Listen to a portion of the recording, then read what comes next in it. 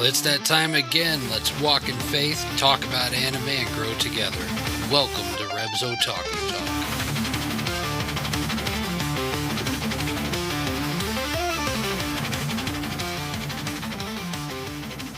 Hey Otaku fam, welcome back to Rev's Otaku Talk, the podcast where fandom and faith collide. I'm your host, Raver Mom, and I'm taking over. With me are my co-host, K2. Howdy, howdy. And Rev. What's up? You feeling okay, Rev? Yeah, I'm on the other side. And we are in Season 3, The Character of Characters. In this season, we will be taking a deep dive into the hearts, minds, and moral journeys of some of the most unforgettable characters in anime. This season, we're going beyond the battles, beyond the art, and beyond the hype. We're breaking down what truly makes a character compelling. Their choices, their struggles, their growth, and what their stories can teach us about purpose, identity, and perseverance. From heroes to villains, side characters to legends, we'll explore how character shapes their story and how it can shape ours. So power up, press play, and get ready. This is Rev's Otaku Talk. Let's get started. Today's episode, we will be taking a look at a character that people have come to love despite his bleak outlook on life. That's right, I'm talking about Zenitsu, the Demon Slayer.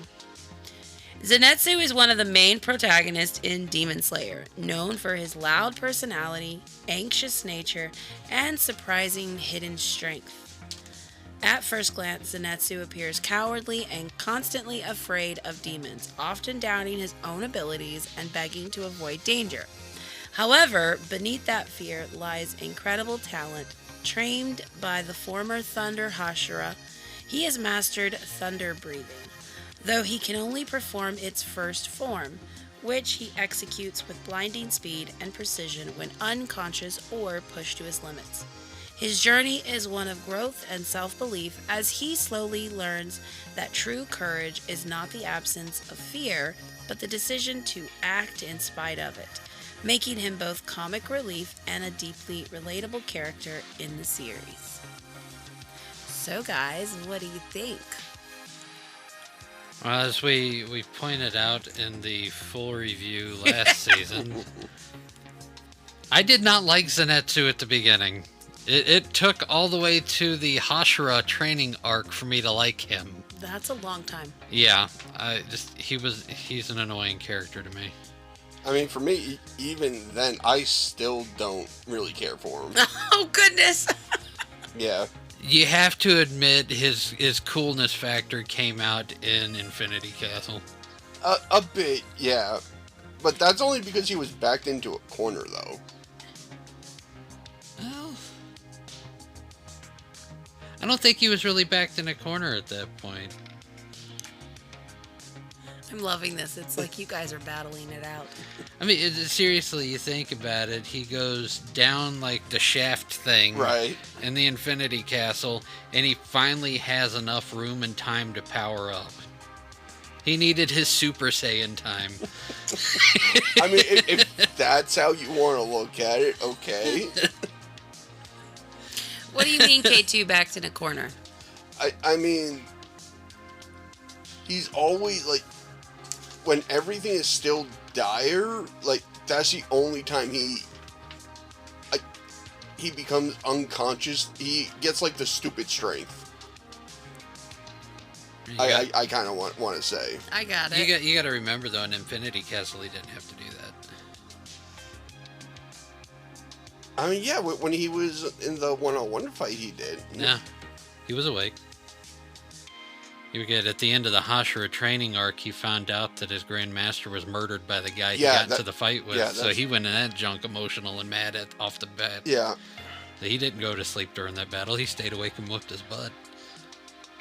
That's when I earned respect for him. Yeah. Yeah, Infinity Castle, you're right, yeah, did make me give him some respect, but up until then, I have no respect for him at all. Yeah, I'm pretty much there. Now we agree. Yeah. Yay, the battle is over. It only took 20 episodes. Yep. I know. I'm sitting here like, okay. I'm just kidding. I thought he was annoying most of the time, to be honest, in the very he's beginning. always annoying. But I feel like for me, I started liking him when he started growing a little bit. Notice I said only a little bit. But I do agree that whenever during the Hashira training is when I think he kind of found not his purpose, but more like the drive to be able to be his true self, so to speak. So. I can agree with that. I mean, I think that was the Hashira training arc, I think, was his turning point. Because he was still doubting himself and everything else, but then that letter hit his hands and his whole entire outlook switched.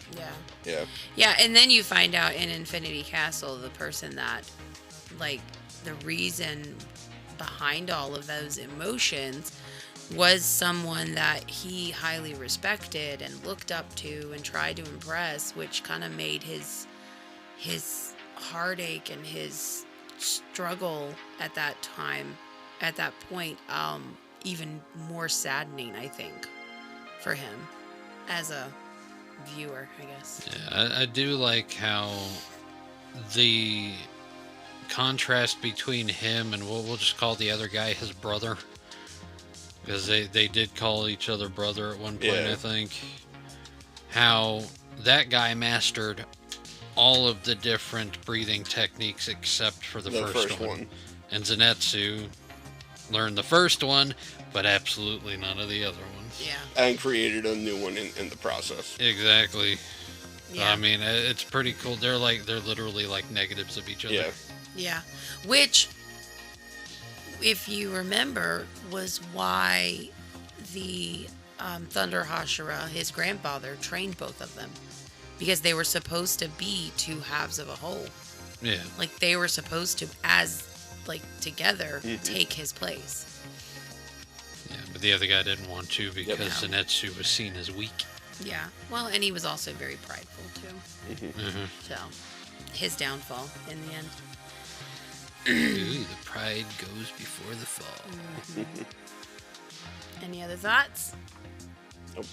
Nope. Not on the review. No, we reviewed the I anime know. in the full review. Yep. We reviewed it we gave Infinity Castle a very high one. Yeah. And I think whenever we did the Giyu episode, we rated that the show pretty high. Yeah. So if you want to hear the full review that came out in season 2, and then the episode, the anime, like the TV ran anime reviews in season 1. So go check those out if you want more thoughts on the series and movie in its entirety. So moving on, more focusing on Zenitsu. Rev, did you want to share your thoughts first? One of the biggest characteristics I saw in Zenitsu. Hey, don't mess up his name. Well, my newfound favorite character is Inosuke, and he don't say anything right. You're nothing like Inosuke, so you can't use that. Moving on. I'm more like, he is the best character in the show, though. I agree. him and Rengoku. I think I relate more to Rengoku, though. Yes, you did. You and your tasty.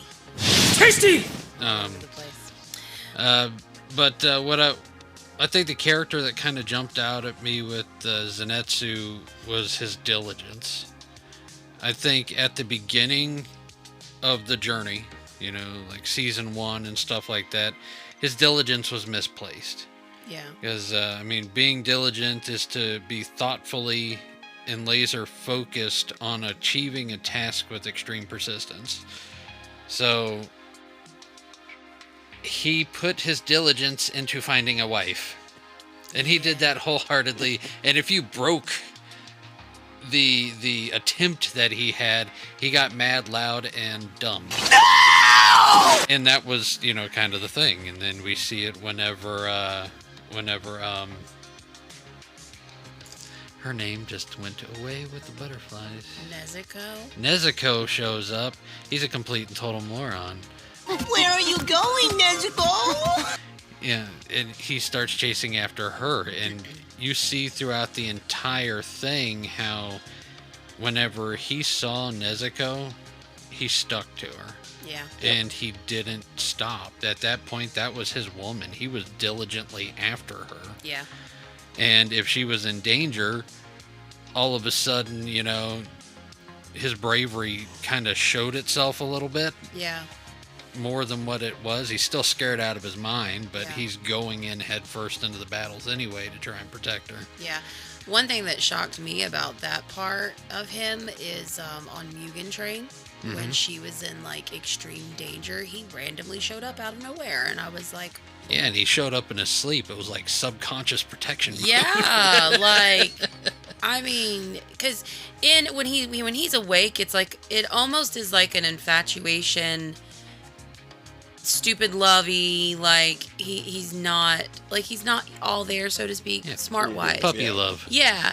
But like whenever he did that, you could tell that it wasn't just like an infatuation or puppy love. Like he truly and deeply cared for her. Yeah. Because I feel like whenever he goes to protect somebody, when he goes like that, when he's asleep and stuff, he doesn't do it to people that like unless he has some kind of Connection.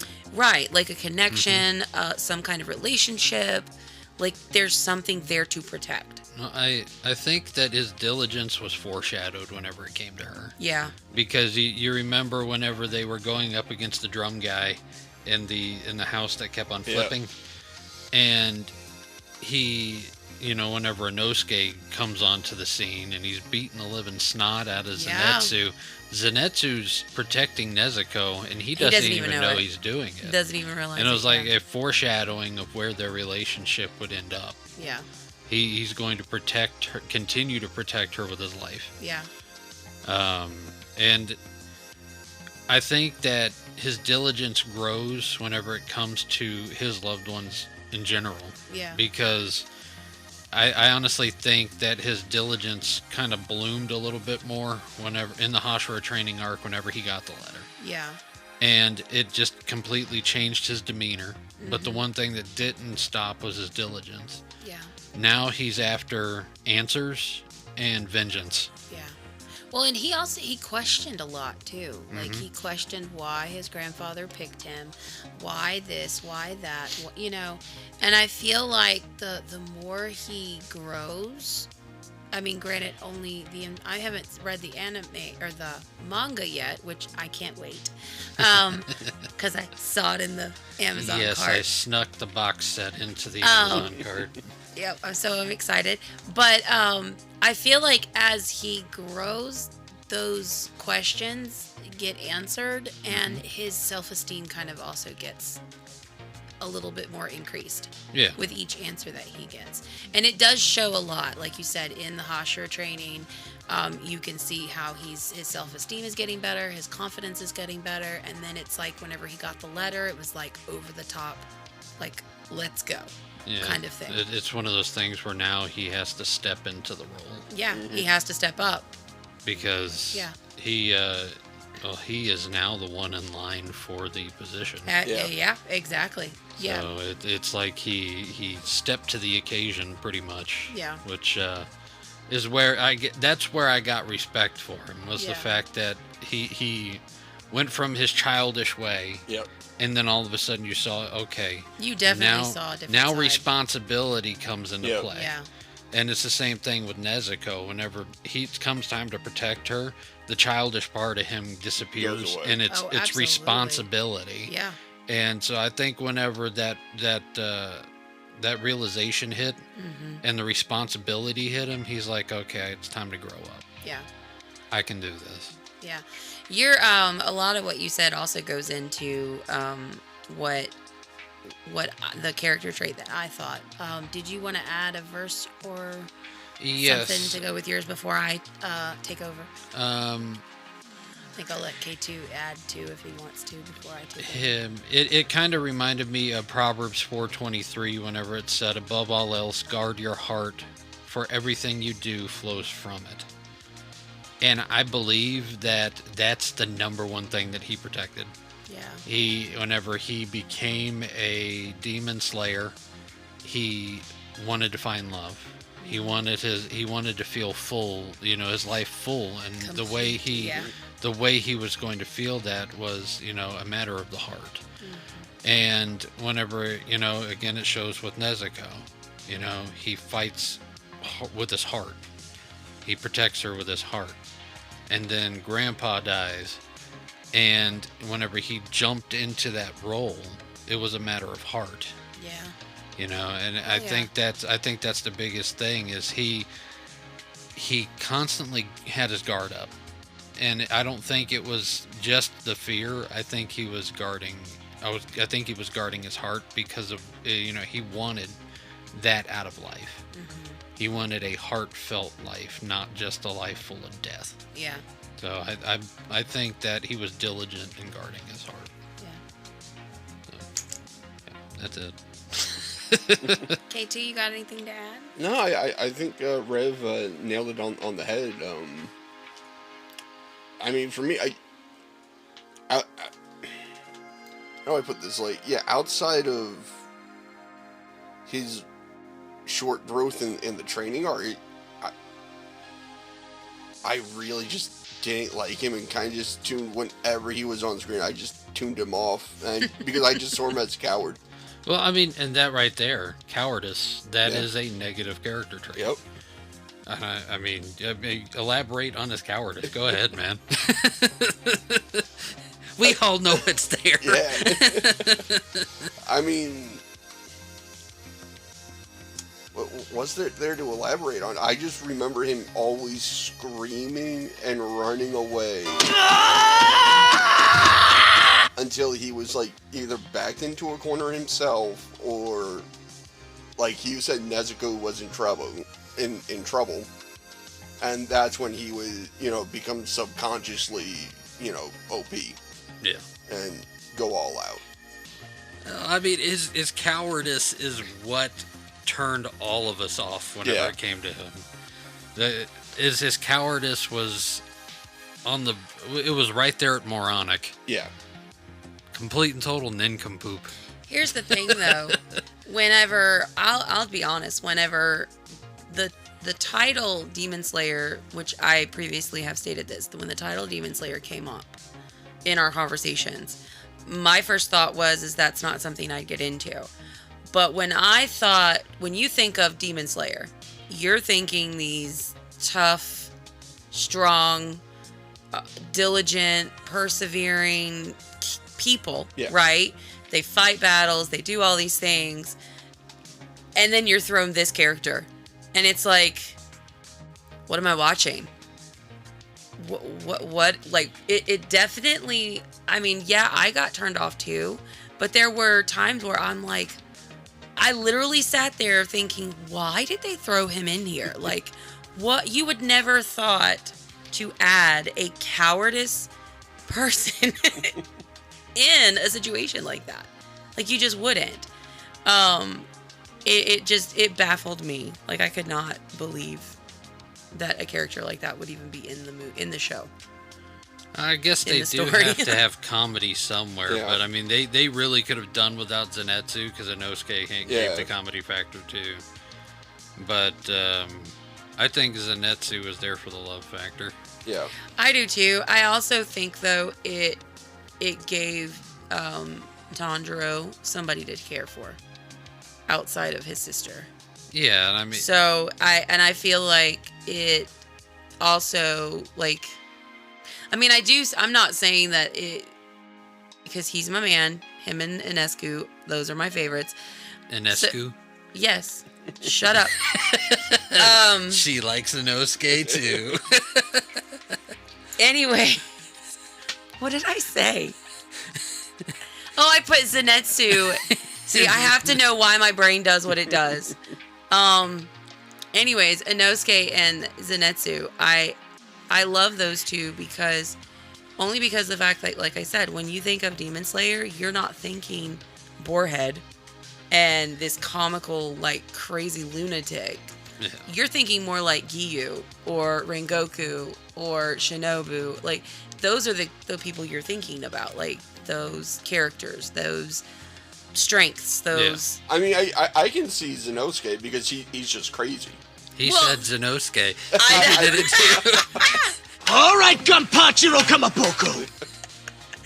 So, I mean, it's just, yes, there, but I'm just saying, like, in the beginning, whenever we're starting, especially, like, whenever he starts crying. Yeah. Or, like, it's just, but then again, we have to remember they're also kids. Yeah. Yeah. At the same time, like, they're young. They're not, you know, like, the same age as, I think, what, you and all of them are, like, 10 years apart or something like that. Yeah, they would be mid-20s to mid-30s. Yeah. Yeah. Because if I'm not mistaken, Tanjiro, I read somewhere he was like 13, 14. Like he's like that, a young yeah. teen. So The they're old child soldiers. that's- Always the I best in know. anime. It's because of the fact that they're spunky. yeah. So my character trait that I saw kind of does tailor off of yours, Rev, and that is his loyalty factor. Okay, yeah. And the reason being what I thought was very interesting about him, and it could be because loyalty out of fear, Yeah. right? Mm-hmm. Need that protection. Or loyalty out of love. You know, either way, he immediately attached himself to Tanjiro, Tanjiro. and then Inosuke comes into the picture, and then he attaches himself to him, and then Nezuko comes into the picture, and like he is immediately loyal to these people Yeah. that he's never met. Like, that is very unheard of, and it honestly made me think of the story of Ruth in the Bible, Yeah. because granted, I understand where I just said Zenitsu just met these characters and he's automatically loyal to them, and Ruth was married to Naomi's, son. Yeah. But the loyalty factor is still there. Ruth was an outsider. Naomi is an Israelite. Yeah. When Naomi's sons died, she told her daughter-in-laws to go back to your people. Like, go back to where you came from. And, like, that's how things go. I'm going to go to be with my family and my people because that's our tradition. And the one daughter-in-law left, and Ruth was like, no, I want to be with you. And Naomi kept, telling her and telling her and telling her. So in Ruth chapter 1, verse 16, it's Ruth replying back to Naomi after she is like, hey, your sister-in-law left, you go too. And Ruth is saying, do not urge me to leave you or to turn back from you. Where you go, I will go. Where you stay, I will stay. Your people will be my people, and your God, my God. And to me, that was, granted, I understand, again, Zenitsu just met them. But, like, the loyalty that Ruth had to Naomi, to me, was, like, so powerful. And that Ruth was willing to forsake everything to go be with her. And Zenitsu did the same thing. Like, he was on his own. He was doing his own thing. He was trying to find love and all the things. And his loyalty, like you said, Tanjiro told him, this box means the world to me. Like, I would die for this, whatever this is. And Zenitsu immediately stepped up and was like, I protected it. I protected it. And he was willing to die to be able to protect it. And to me, I know he's very cowardice. He's a big idiot.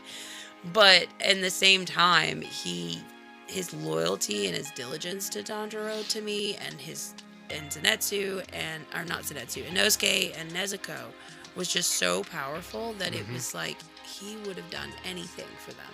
Yeah. And he didn't even know them. That's a good example. I think that the loyalty factor can go even further in that story whenever she came across Boaz. Yeah. Because Boaz automatically, you know, throws some more wheat in this direction so that she can pick it up. Yeah. You know, and with him, it was pretty much an automatic loyalty thing too. Yeah. And that's the love. That was the love factor there. I mean, that's Yeah. the love loyalty, or the loyalty, love loyalty, something like that. Whatever I said earlier. I got you. But just a little known fact though, there are only 2 books of the Bible that are titled with a female's name. Didn't know if you knew that or realized that. Was that Ruth and Esther? Yep, Ruth and Esther. Thought that was very interesting. Nice. I'm a teacher at a Christian school and didn't realize that till today. It's all right. If it wasn't for the fact that they took the rest of the historical books out, there'd probably be more. Yeah. I just thought that was interesting. I found out while I was studying, though, that Samuel, who wrote Judges, was the one that also wrote Ruth. I don't know if you knew that. No, I did not. That's actually Yeah. really cool. Yep, he wanted everyone to see and all the things that the Israelites had went, like future generations, to know what the Israelites had went through and everything, and to see an example of, I wrote it down. Hold on, unconditional commitment is what I read. I was like, that was very interesting. That is pretty cool. Which again goes back to the loyalty factor. Well, I could say that is one thing in today's world that lacks. Yeah. Yeah, because a lot of times when people get bored or they're just done, it's like, see ya, bye. I'm out the door. Yeah. I can't. Sad. I can't stand seeing videos or reading posts about that. My blah blah blah did this, and then all the comments are leave them. Like, I mean, But anyways. Yeah, I was very happy whenever Steve Harvey started coming across my feed because of the fact that he was the opposite. Oh yeah. He's always the one who are like, work it out, figure it out. Yeah. Go to counseling if you gotta, Yeah. And it was like finally some type of positivity. Yeah. Oh yeah. Someone who's like, I'm 60-something years old and I am committed to my woman. There you go. Yeah. Well, I mean, in a day and age where you've got instant this and throw away that, Pretty much. that's the mindset. True. So, anyways, moving on. Are you ready for some questions? Sure. Hit me. So, you came up with 2 and I added 2. Okay. Just so you know. All right. All right. So, we'll do Rev's questions first, K2, okay? All right. All right, so the first one is, if you were in Zenitsu's shoes, matters of the heart, or would matters of the heart be the first thing on your mind? I would have to say no. If I was in a battle like that, or like where I'm constantly going into battle, not knowing if I'm going to go home, there's always a 99% chance that I'm going to die. I think the last thing that I would want to do is put a woman through that. Yeah, that's Yeah. true. No. Though, I thought it was funny throughout the entire series. I thought Zenitsu and I can never say her name correctly. You said it earlier, the one with the pink and green hair. Oh, Kanroji. Yeah, I thought them two would get together because she wants love and he wants love. And they're both wackadoodle. And they both got that crazy color hair. So. But yeah, I was literally waiting and waiting. Every episode, I'm like, okay, they're gonna. Oh look, they're in the same episode. He's going after Nezuko. Never mind. Okay. Yeah, no, Kanroji and Snake Boy. I forget his name Yeah. all the time. I can never remember That's him. okay. The Snake Hashira. But he would always gift her something. Yep. Because he secretly liked her. And she would go goo goo gaga over it. And now she's attached to him. And then you sit there and watch this thing and you're like, well, you two just get together. Yep. Come on. See, at that point, they can go into battle together. They know what the risks are. Go ahead. Yeah. For sure. All right, your second question you're going to have to ask. Do you think Zenitsu's character is a strength or a weakness? So, like, the character of the show? No, the character of the character of the show. It's like me asking, do you think that my character is a strength or a weakness? The diligence. Yeah, I mean his character traits overall. Oh. I mean, to me, I think it's a weakness. Okay. Why? Because unless someone he knows and like cares for is in danger, he's not taking anything seriously. Okay. Fair enough. And you see that in the show over and over again. I mean, yeah, definitely. I mean, I get where you're coming from. And at the beginning of the whole series, I agree with you, but Infinity Castle changes my mind. Yeah. But, I mean, we're talking about we're talking about him as a whole, so, yeah. He's, to me, he was possibly the weakest character up until the end. What do you think, Raver Mom? I don't want to answer because I like him. Go ahead and answer. What? It's okay to be wrong. I know, right? I don't disagree with you guys about that because out of the three boys, because I mean Nezuko's on a whole nother level. But Yeah. out of the three boys, yeah, he would have been the weakest one in my opinion as well. So Yeah, I mean, I don't disagree with you on that, but he has his strengths, but I think what he lacked whenever it came to his fighting and his training and stuff is he lacks adaptability. Where Tanjiro, oh, you saved my life. You told me how thunder breathing. You focus on one thing and you let it loose. Yeah. And you did that on your first try. Wow. And then you got like Inosuke, where that dude just naturally adapts to everything because of the way he was raised. yep. And Zenitsu, no. Yeah, I agree. So I agree. Even though his diligence is there, and I see his diligence as like his strongest personality trait, that could help him out. He lacks everything else that's needed Yeah. to I agree. do it. I do agree with you. All right, are you ready for my fun questions? Yes. Okay, K2, you're going to like these. Okay. If Zenitsu had a TikTok, what kind of... Why are you giving the face? I can only imagine the videos. If he was like, from nowadays, what his videos would be like. I would see him as like a flamboyant. Let's let her finish the question first. The question is, what kind of videos do you think he would share? There you go. Now you can continue. Flamboyant art. What's it? Clothing. Flamboyant.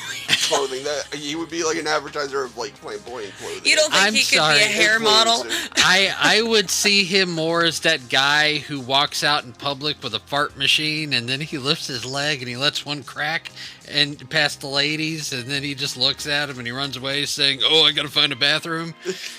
Yeah, only he like shoots lightning. It's a thunderclap. Of a whole different level, right? Exactly. Oh my goodness gracious. He walks away and all the girls' hair is sticking straight up on ends. I knew that was an awesome question to ask. That lightning bolt was the wrong color.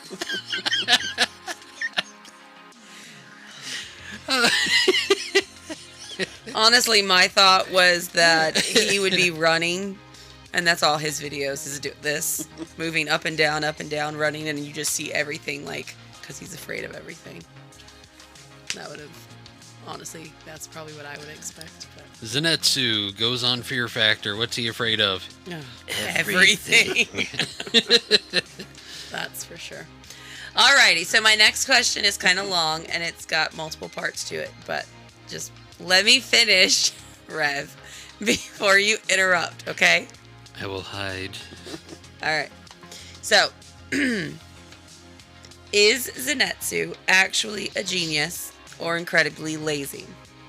Most of the Slayers spend years mastering the 10 forms of their, what do you call it, specialty? But Zenitsu only mastered one. So is it better to be a jack of all trades, like Tanjiro, or a god of one niche? Niche? It's niche. Niche. That's the phrase. God of one niche, like Zenitsu.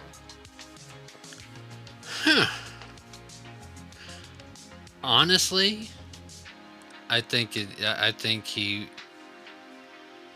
he's an accidental genius. I think it's that genius of being an idiot. Because of the fact that he only ever had to focus on one thing, and I can almost guarantee that if he mastered all 6, he would not have created the 7th. Because the 7th form that he created branched off of the one he mastered. I thought there was 10. No, with the thunder breathing, there was only 6. Oh, okay. There's 10 of the water. I knew there was 10 of water and fire. And then Giyu made an 11th. But with the lightning, there was only 6, and he created the 7th. Okay. So yeah, I think that massive amount of power that was able to be produced from him was due to his lack of skill. So yeah, I think he was an accidental genius. K2, what do you think? I mean, I wouldn't even say he's an accidental genius. I think he's just an accident. Exactly. Yeah, more than likely. Yeah, I would say yeah. He accidentally won all his battles. Yes. Oops. Well, I mean, half of them he was asleep for. I mean, well, right there, the accidental genius. He was able to just do it in his sleep. So off that, would you say he shouldn't get credit for any of his battles? No. I don't think so, no. I think his alter ego shit. Yeah. It's not Zenitsu, it's the Flash. Pretty much. It's thunder. It's the yellow Flash. Because when he wakes up, he's like, "What happened? I don't remember anything." You saved me. That is true. You saved yourself. In that first battle, he thought it was the kid that did it. Well, hey, see, he didn't give himself credit. Yeah. I mean, But anyways, that's so funny. It honestly makes you wonder if he truly is asleep whenever he does that, or if he just, closes his eyes, takes a deep breath, and switches personalities.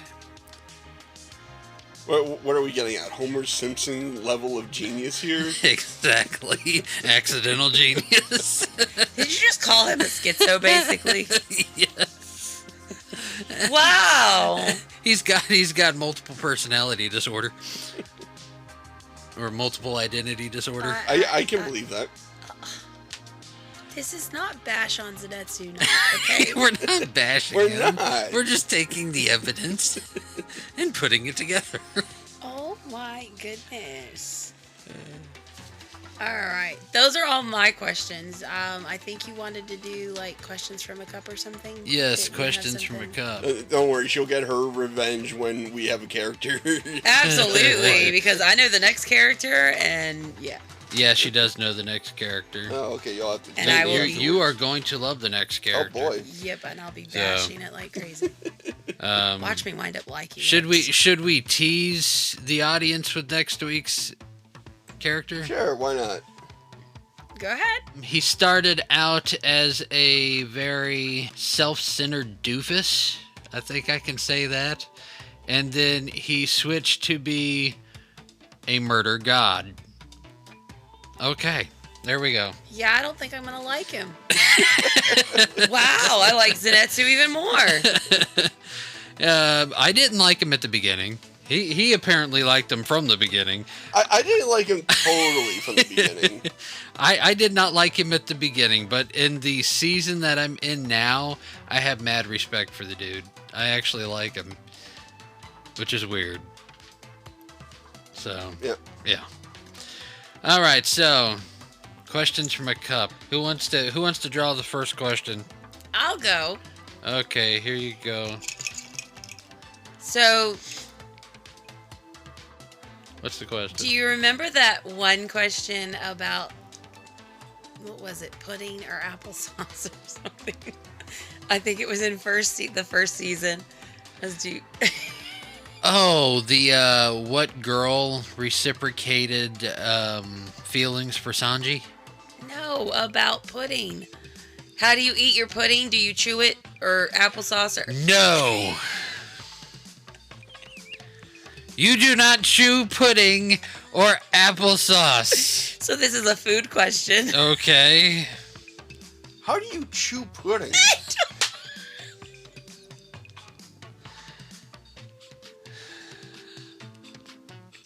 I don't know.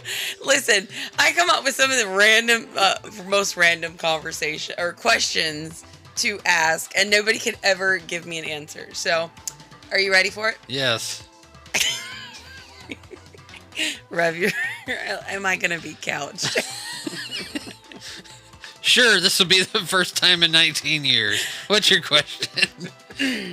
Is a hot dog in a bun Okay.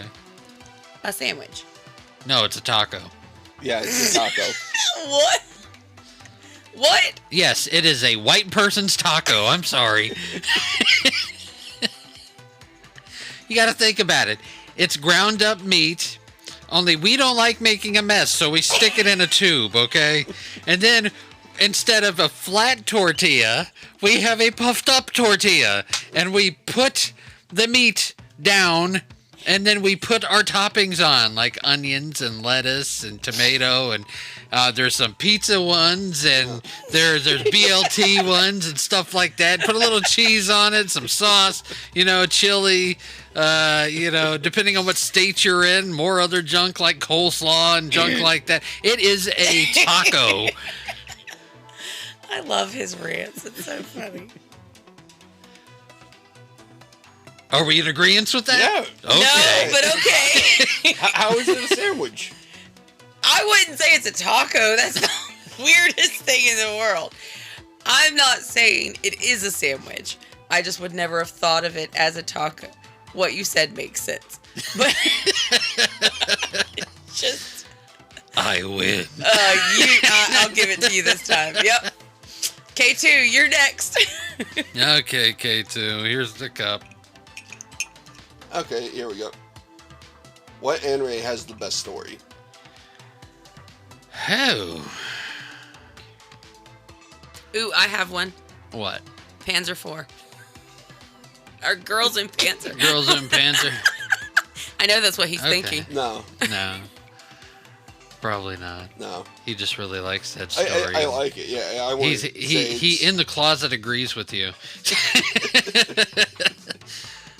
Are you looking for an actual, name of an anime? Yeah. I'm wondering. Okay.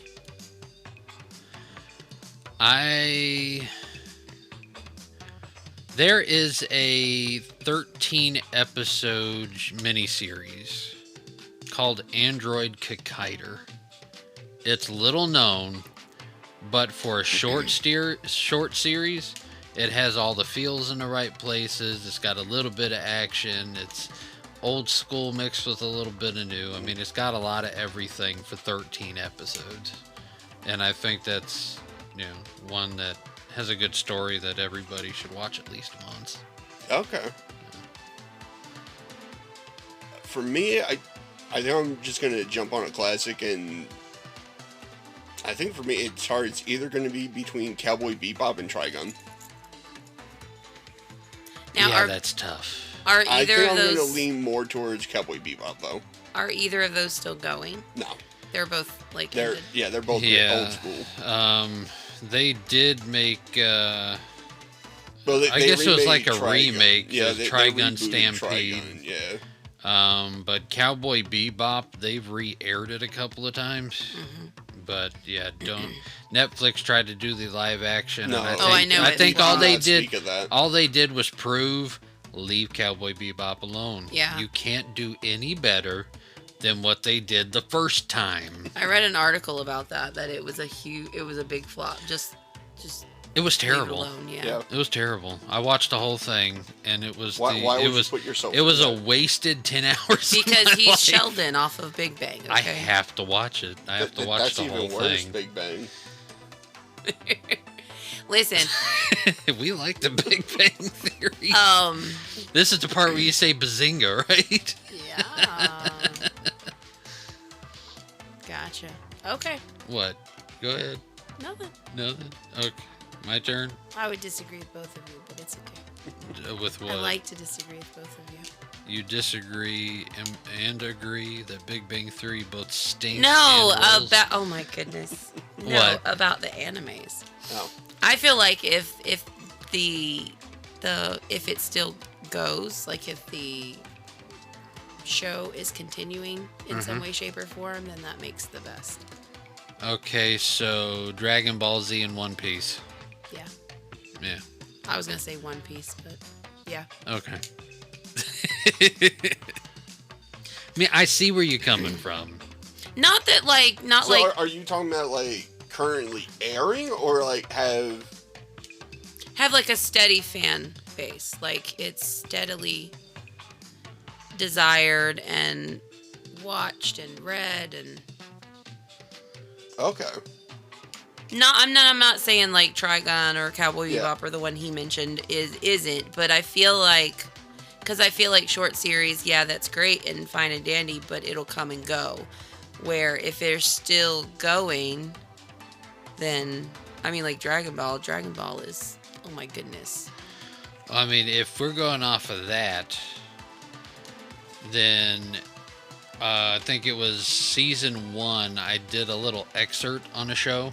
It's called Saze-san. And it started airing in 1969. And it's still airing. And it has over 7,000 episodes. Yeah, if I'm gonna go with that, I'm gonna go with Berserk. Okay. I haven't watched that one yet. Yeah, I've heard good things about it. it's good, yeah. I mean, I bought Like B. I've read. I bought B, The Beginning, which is like the prequel series on Blu-ray, and I haven't watched that yet either. It's in the list of things I need to do. Our lovely list of things. Yes, a lot of things. All right, Rev, your turn. All right, let's take a look.